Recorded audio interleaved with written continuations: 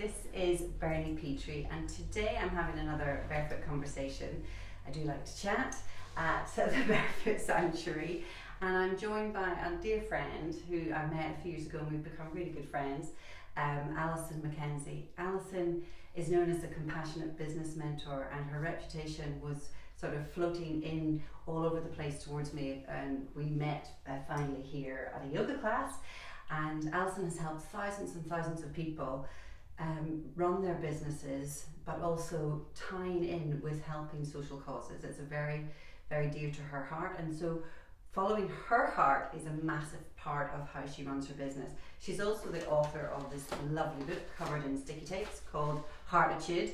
Alisoun did a talk here a year and a half ago. She was our very first speaker at the Barefoot Talk, so if you missed that, you can see that on our YouTube channel. But also we're going to talk a bit more about this book today. And she is has a new book coming out called Give to Profit, so you can look out for that in January. But today I'm delighted to be able to just have a cup of tea and chew over with you the whole concept and the whole we're going to just have a chat about what it means to follow your heart and how Alisoun has experienced that and what the opposite feels like. So welcome, Alisoun Mackenzie. Bless. Thank you so much, gorgeous. This is just such a treat. It really is. I mean, I know we have so many amazing conversations anyway. So I'm excited to see what unfolds and to hear what anybody else thinks about the conversation. Great. So. Oh, wonderful.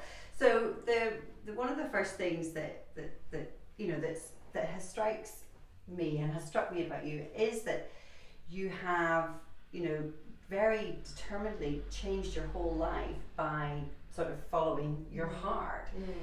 Can you sort of bring people up to speed as to how that came about in the story of how everything just sort of seemed to change over a course of a few weeks for you?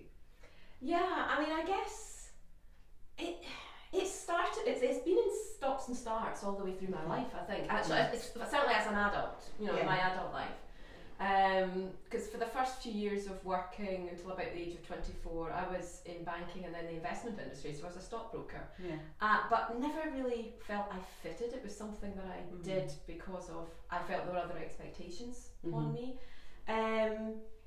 So I went off, at 24 I think, I was 24, I went off and I took a year out to travel. And that was the first time.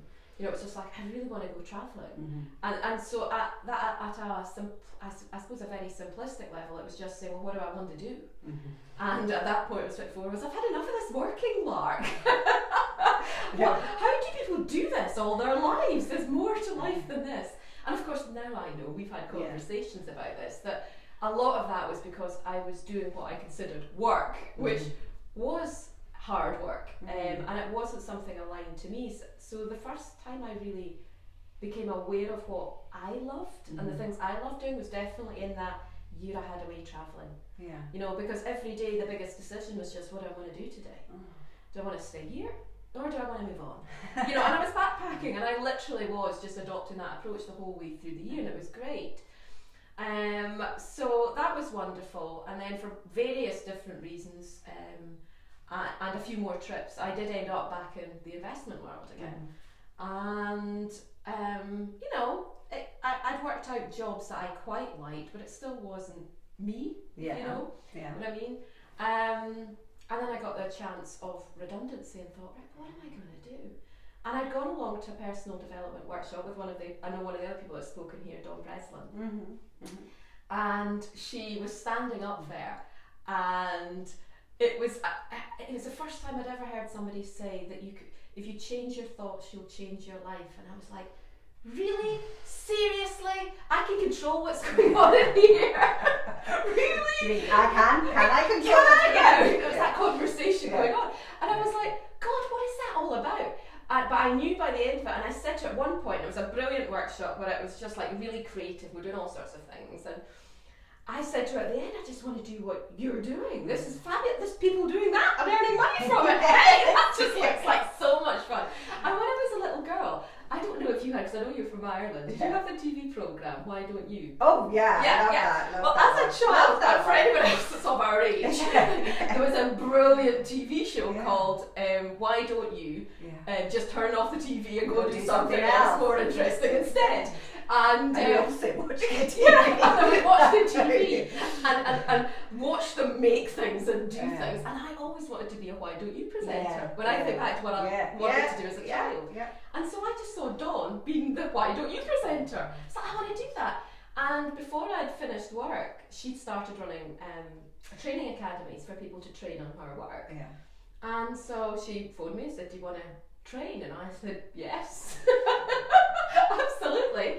And so I retrained while I was still working, and we were sort of unwinding the business I was part of. And then the company was great because they allowed me to then practice while I was still employed with all the people that were losing their jobs. Yeah. And then when I finished up, that was me. I was off on a different journey. So that was probably the first time. The first time was definitely going off travelling. Mm-hmm. The second time, in terms of being more courageous, was actually saying I don't want to be doing what I was doing anymore work-wise. And following my heart that way. But that's in terms of work. I think I've quite often followed my heart in terms of other ways, love and these things. Although I think now I recognise that a lot of what I was doing was acting from a place of fear or scarcity instead of love. Yeah, because we were just talking about that before. Often if when I work with people and listen to their heart, some people have said, what I feel is fear. And I'm scared of what my heart is going to tell me. I'm scared. I don't know if I can handle what my heart can tell me. What would you say to people who are afraid to tap into their heart because they're afraid of what it might share with them? You've obviously you've had your heart say things to you that you might have been afraid of, but what enabled you to step through that fear? There was a number of different things, I suppose, and the first thing I'd probably say is to just actually start paying attention to what your body tells you. And actually for that, it's whether or not it's in our heart, or it could be butterflies in our stomach. It could be a headache. Our body can signal to us in many different ways when we're on the right track or not. So actually, it's about starting to pay attention to the fact that we all have this incredible resource at our fingertips that's free, which is our body. And our body will always tell us what's right or wrong. So that would be the first stage. And then if you're actually wanting to start to pay attention to the heart, it's that pausing. Instead of being on autopilot, it's actually you talk stopping. about that in your book a lot, autopilot. It's about actually stopping and saying, so what am I feeling here? Where am I feeling it in my body? And becoming curious as to why that is. So because people talk about just act from your heart or go with your heart, but going with your heart when you're scared isn't necessarily the right thing. If we're in a life-threatening situation, then clearly it is. But a lot of the time it's because we've got this little chatterbox inside that's just bombarding us with all these doubts and insecurities. So we feel afraid because we're actually listening to that, but we feel it in our body. And it feels scary, and that we might think that our heart is scary, but there's a difference, isn't there? So There's your heart or your body's tail is encouraging us to start to pay attention to what's going on in here. Because so it's saying your thoughts are making you scared. Yes, it could be.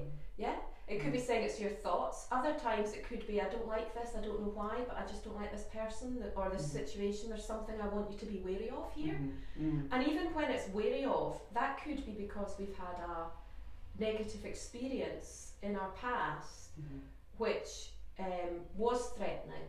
But as an adult, we might not be threatened in that same experience, but we're still running the same programs in our mind. So it's actually just becoming conscious of those thoughts or those patterns and starting to ask yourself, is this something that is appropriate for me to still be concerned about right now? Is it valid? Or is it something that I've just learned to do because of something that's happened in my past? And if it's something that you don't need anymore, that isn't serving you, that isn't helping you move forward and living the joy that you want in your life, then be reassured that there are so many different techniques you can use to change those thoughts and to change those feelings so that you can act from a place of love in your heart, and then you are going with the right feelings in your heart. I know that you are an EFT practitioner and you use tapping when you did the talk here, you did tapping, and I was actually tapping in the shower this morning. in preparation, I thought I'm going to try some of this tapping that Alisoun does, because I sort of had recognised that there's a part of a childhood belief of mine was kind of coming to the surface, and I was like, I'm just going to tap this through, feel it through, and it sort of made me think about how often we walk into a situation, whether it's in business or with our family or the community, and the person that's actually in the room is not our adult, whole, connected to source self. It's maybe our 10-year-old self, or it's our whatever. And how much have you experienced that in the business situation that made it harder for you to follow your heart, and so that you froze? And can you sort of see that looking back? I can't remember freezing, but there have been plenty times, definitely when I have recognised that there are patterns or other thoughts that are holding me back based on things that I learned when I was younger. So in terms of how I was showing up, it was the child, in terms of what was inside here was a child, and what was inside here was a child, the nerves, the fears, the self-doubt. Been plenty of that. But thankfully, one of the things that tapping teaches, and one of the reasons I love, so many different reasons I love tapping, but one of them is it's all about self-care and self-healing, and about how, as practitioners, in order for us to be able to really help other people, it's about actually doing a detox on ourselves.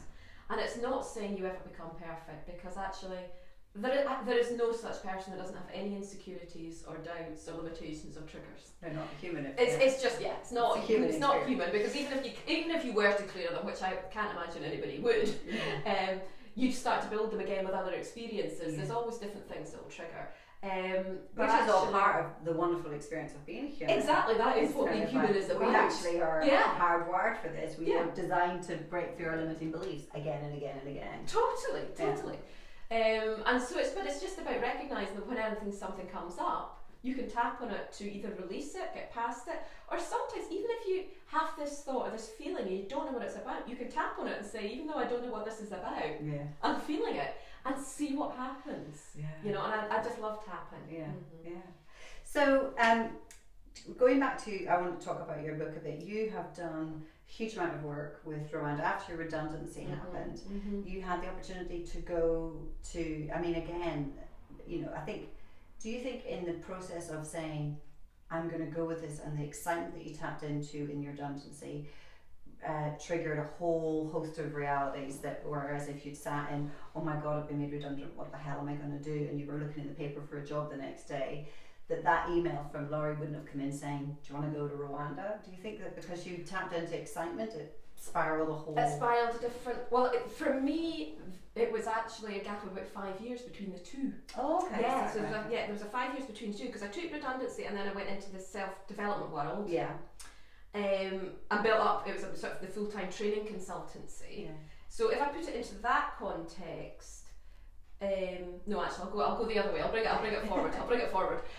So if I bring it sort of fast, so that was 2003. If I fast forward to 2008, where I had built a business up that was financially very lucrative, which is what in all honesty, when I was moving from a job doing self-employed, my first thing was I wanted to do something I loved, but I did want to actually be able to pay myself a good salary at the same time. That was the first intention, and to see if I could, could I actually support myself? So that was the sort of first goal.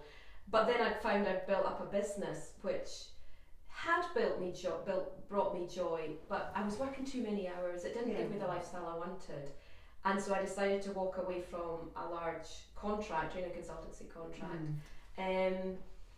and I can remember very clearly the day I did that, and it was a Friday, and then I can remember going out for a lovely, lovely afternoon with my sister. That's right, and just sitting drinking bubbly and having conversations about life, and setting the intention that I knew that I wanted to do something that was more meaningful, so bringing more meaning into my life.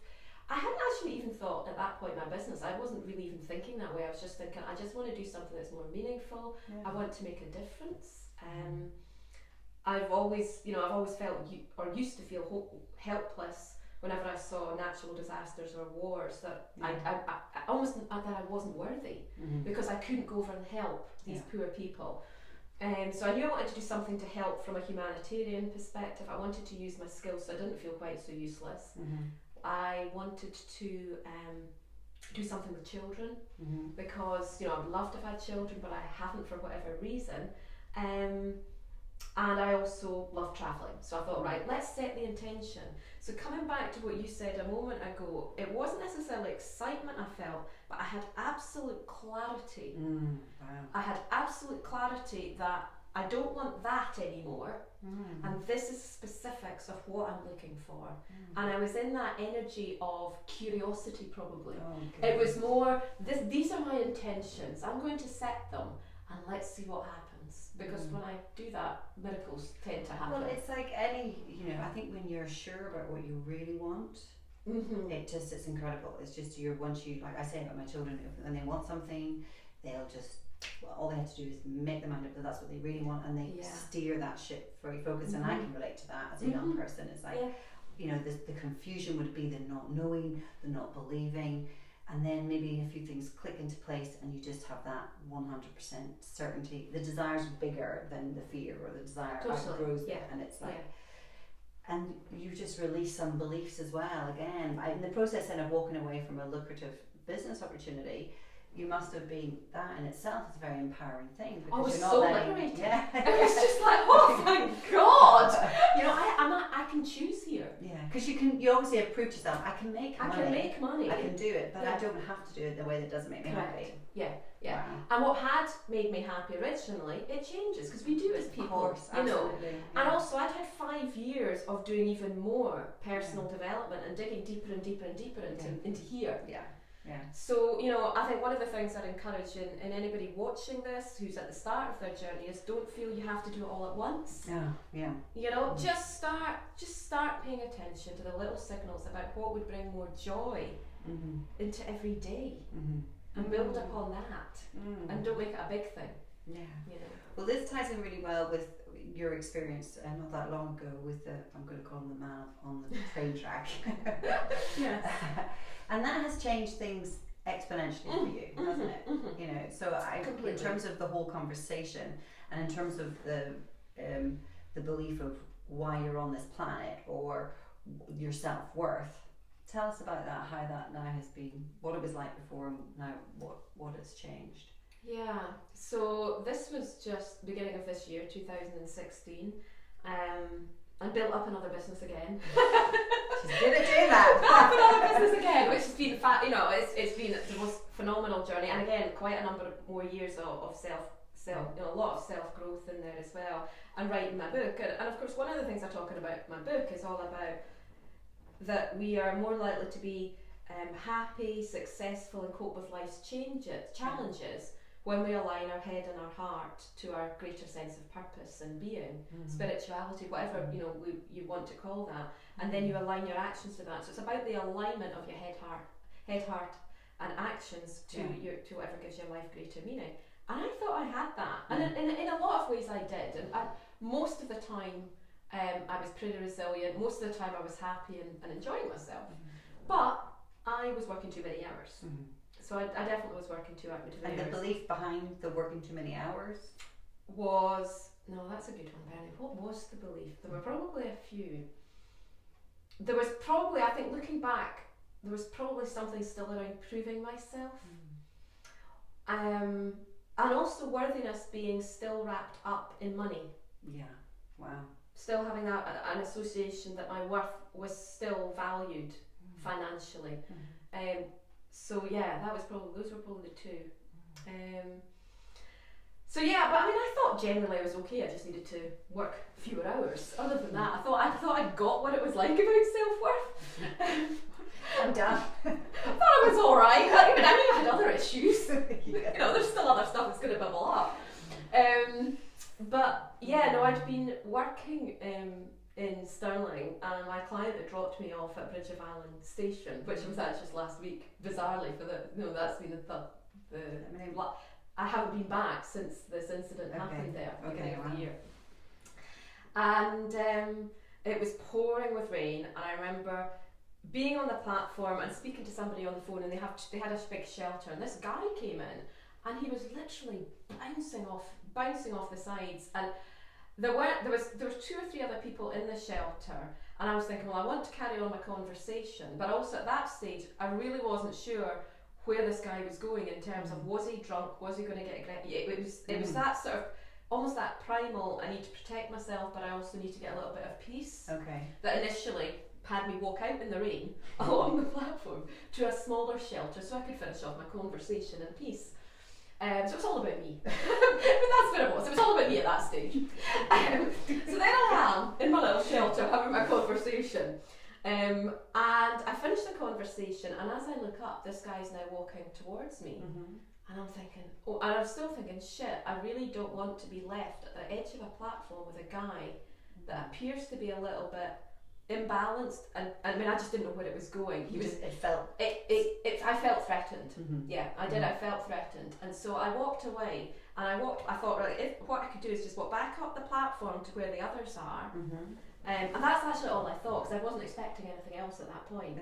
So I was walking past him, and as I walked past him, I just thought, whoa, hang on a minute. This guy has absolutely no awareness whatsoever that he's just walked past me. He's got no awareness that he's on a train platform about a metre from the edge. And at that point I thought, shit, he could actually just fall, literally topple sideways and fall into the tracks. So I carried on walking because I didn't feel confident enough to do something myself, because I still wasn't sussing out quite, for me. As I walked up, there's another girl coming towards me, and I said, I'm really not sure about that guy, I'm a little bit concerned. So we turned round to look to sort of make sure he was okay, hoping he was going to stop at the next, the shelter and go in. But he didn't. He carried on walking and then walked off the edge of the platform. And it was awful. I can't even describe what it felt at that point, because we sort of looked up at the bit where it said the times, because we were waiting for a train that was about to come in about 2 or 3 minutes. And then we recognised there was a train coming in from the other direction in 1 minute, and this guy is across the railway lines over both sets of tracks. But by this time the other end of the platform as well, so you're like, well, what do we do? And it was one of these bizarre things like that all senses just, because I was like, what do we do? What do we do? Who do we phone? And I was like, well, I can't dial 999 because no accident has actually happened yet. I mean, I would now, but at that point I was like, who do I phone? So we pressed up, there was a button on one of these help things. I pressed this button and got to this poor guy at the end of the call, in the call centre. I'm just like, there's a guy that's fallen off the tracks, he's across two tracks, stop the trains! And he's like, okay, calm down, what station? What station are you in? Which trains? We've got a train coming in a minute, and a train coming in 2 minutes. But in that moment, honestly, look, now I'm thinking you're somebody else completely.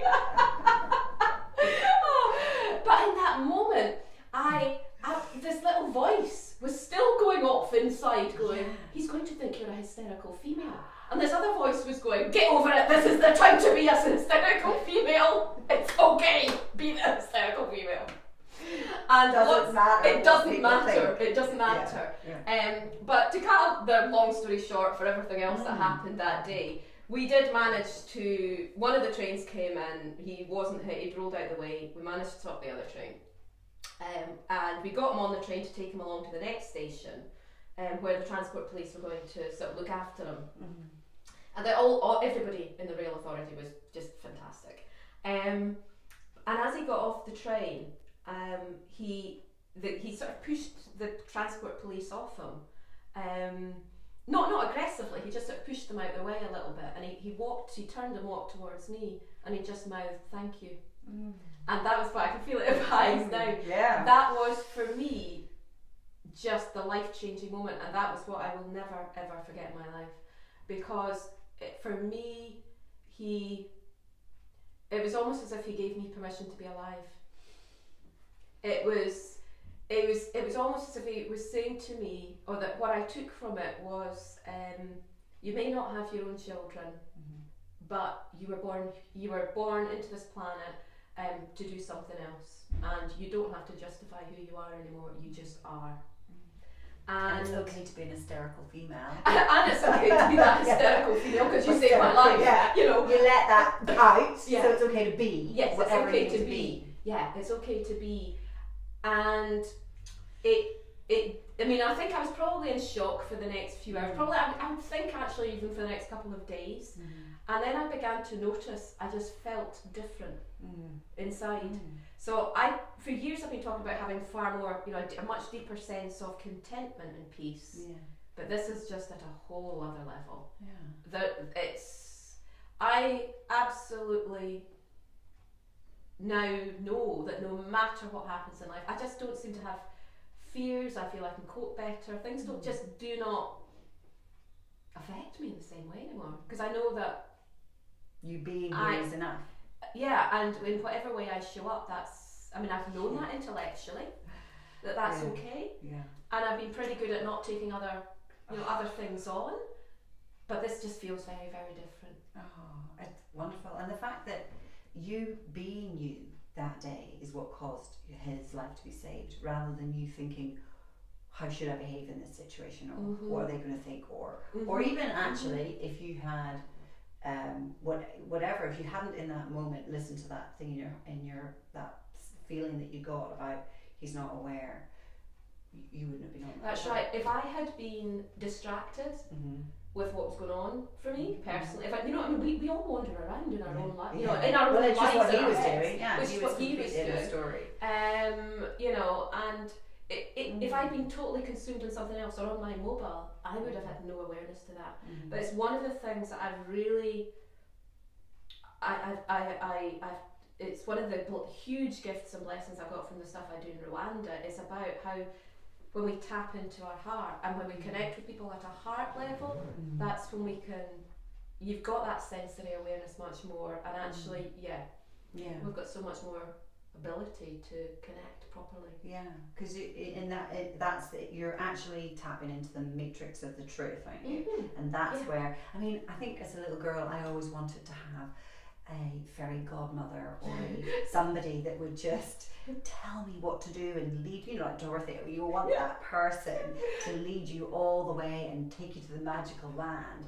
And the realization that that person is actually right inside of me, and she's always been inside of me, and that she's there if I would just, I love that, there's no place at home, if I would just come back home, listen to my heart, and sort of trust that whichever way I show up every day is exactly how I'm meant to show up if I'm from a feeling place, not so much the thoughty place. What do the people in Rwanda, I think if a lot of people are thinking about people in Rwanda, there's this kind of, the poor people of Rwanda. You see it very differently now because of your time there. What is the sort of the gift that they give to us, or that they've given to you, or that they're sharing with the world now about how to listen to their heart? There's so many things. I think one of the biggest things that I've taken from the work that we do out there, without a doubt, is understanding the phenomenal capacity of us as human beings to heal, to heal ourselves after just some of the most awful things. I can't imagine. I don't think any of us can imagine what it must be like to watch people, to be in fear yourself for your life. Yeah, real fear. And then to watch people kill your family in front of you. And to be terrified and be hiding behind trees and in ditches and just horrific things. I won't even go into some of the horrors of how people were left, and to have that happen.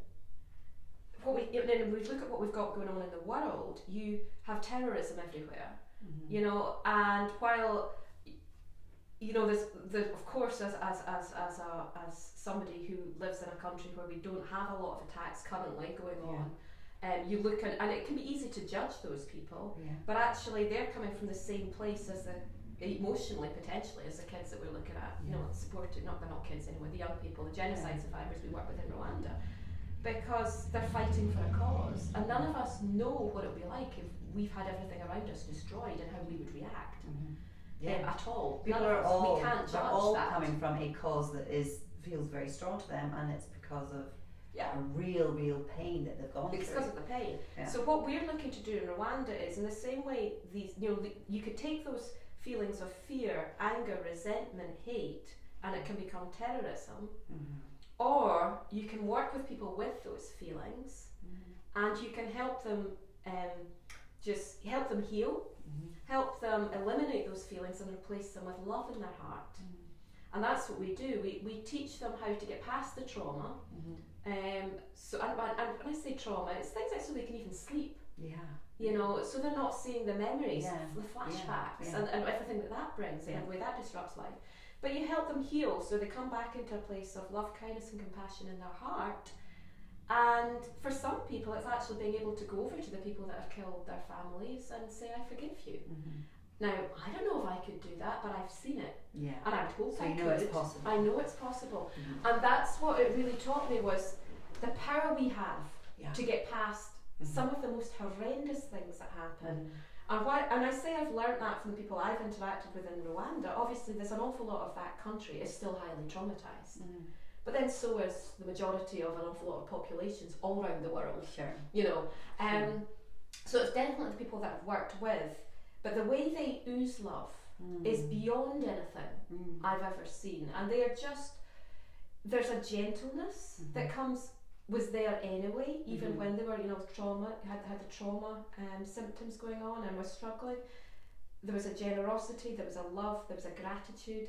But then I used to say to them, how do you cope? How do you cope with what you've been through? Say, well, God spared me. I have the chance to go off and share my light in the world and to help other people. You think, wow, how I the first few times I went over, I was just in tears constantly. It used to take me weeks to get over it, but that way, and then I'd feel guilty that I hadn't been through what they'd been through.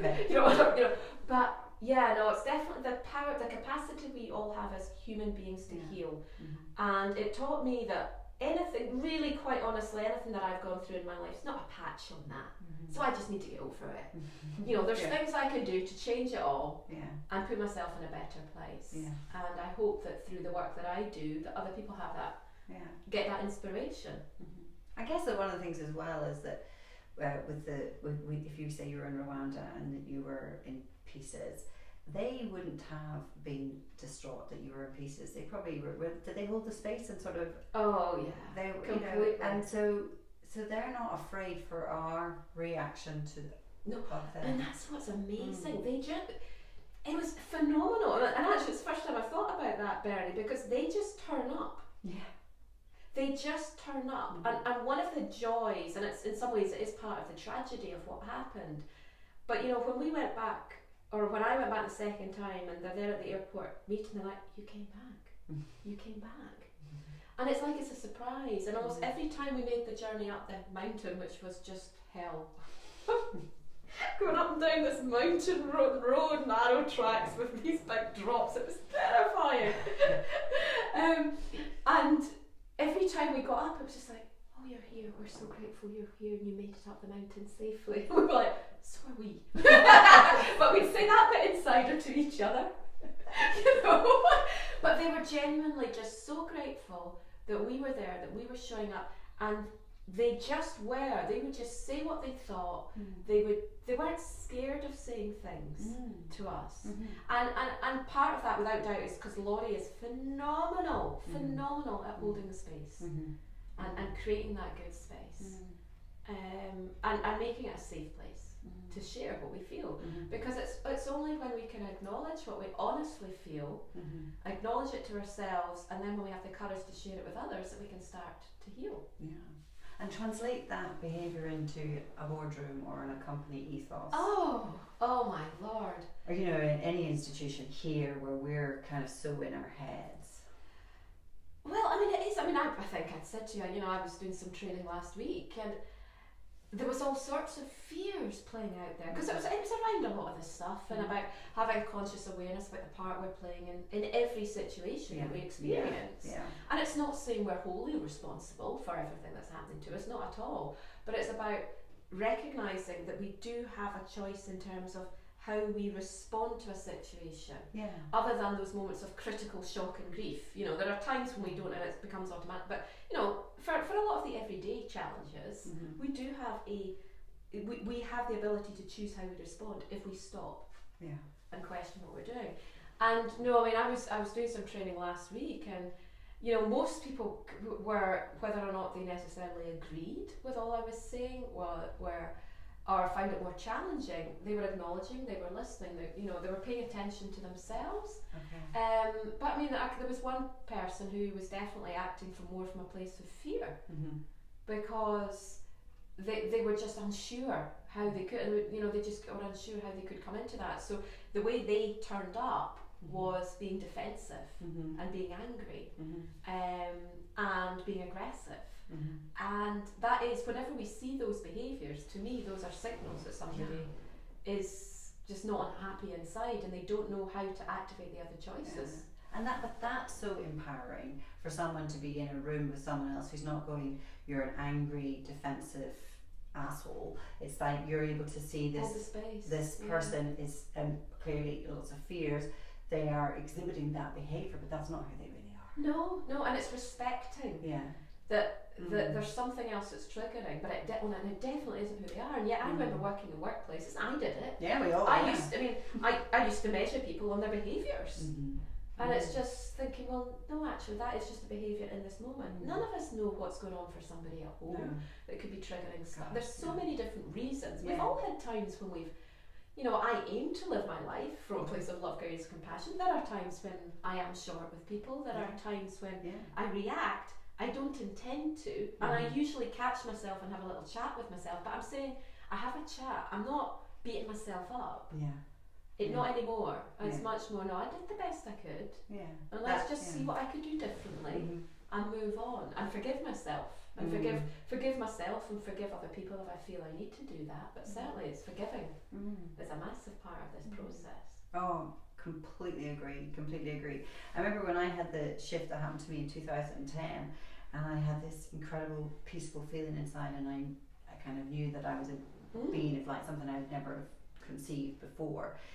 But then within a few days, my behaviour was kind of surprising, because there was a lot of fear and there was a lot of inner child stuff going on, and that made me very curious, which is led me to discover the inner child work that we were talking about, all the triggers of earlier. And then I discovered Bruce Lipton. He talked about he gave a talk, and actually the exact same process that he had done, I had already done, like listening to, I think I'd been listening to Louise Hay to go to sleep at night, to help sort of change the subconscious memory. And I don't know how many people are aware of the fact that our behaviours, how we all show up in the room, is largely, unless we're in that present moment awareness, will be autopiloted by the beliefs that we have just absorbed and that we have no control of if we are not in our present moment awareness. Tell us about how, when you discovered that, because I know that that's something that you tapped into as well, and how I don't actually even know when I first discovered it, because there's, like you, I've done so many different things. I know I had more of a conscious awareness from the work I did with Dawn, and then I went off and did the Louise Hay training, so I suppose an NLP and lots of different bits and pieces, and it all just kind of meshed into one. And I think it was when I was writing my book I got the clarity around how, and a lot probably came because of the way I would structure my, this is going to sound very odd, but structure my training courses. Because one of the things that I was doing through the training consultancy was training other people to be trainers and workshop leaders and that kind of thing. And so one of the things I've always talked about is, in every situation, being clear on what's my desired outcomes for me, and for everybody else, but actually what's my intention. And in my book I talk about there's different ways of even interpreting how we define an intention. And one of the ones that I love, that I use a lot, is about so what are my desired outcomes in terms of what would I like out of this for me and others, but what is my intention? What part do I intend to play in actually allowing that to happen? And that is actually about me checking in with making sure I'm turning up in the way I want to turn up. So if, for instance, there was a challenging conversation I was to have with somebody, my intention would be, well, I intend to be loving and peaceful in my response. I intend to be respectful. I intend to share, because I would have the conscious awareness that if I didn't do that, I could react. So it's that's it. Because that's the subconscious. Yeah. So because when I think, if I think about, and I can't really even think of anybody just now, in my life that there will be people, but if I had somebody that was challenging, I know it's the belief that would put me into that energy of, I really don't know, I'm going to get angry, I just been thinking about that person. Yeah. Whereas if I say, well, how would I intend to be then in this conversation? Well, I'm going to, the first thing I'm going to do is I'm going to sit down, connect to my heart, and send them heart energy as soon as I sit down. How else do I intend to be? I intend to smile, or I intend to be kind, or listen. And so I use intention. And the listener's going to show up. Yes, and then that guides how I show up. Yeah. So most of the time, I hope I get it right in terms of how I show up. But if I know I've got a more challenging situation, I will sit down and consciously be writing, journaling around how I'll show up, and the intention around it. Wonderful. And then if something plays out, it's a purposeful thing too. Yeah, because somebody else will be in the room, who'll be holding the space, and magic. So we've been chatting for quite a while. My lord, we always do. My husband actually said to me the other day, "Oh, there's somebody else that talks almost as much as you." I said, "Yes." I said, "It's good to have friends like this." Yeah.